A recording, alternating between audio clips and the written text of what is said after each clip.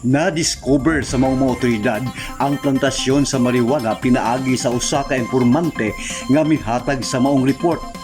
Buot ikasuta og kadtuan sa mga otoridad pinaagi sa personahe sa Lupon Municipal Police Station kauban sa 66 IB sa Philippine Army RPSB lakip na sa maong barangay officials sa barangay Tagumpo.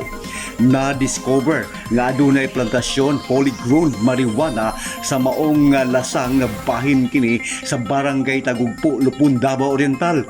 Adunay 16 ka mga punuan sa drugang marijuana ang gipangibot kapamatud-an isip kini ebidensya. Kinahanglan usab nga masayran kung kinsa gayud ang responsable sa maong plantasyon. Sa karon, padayon pa ang makuting investigasyon sa nadiskobring plantasyon.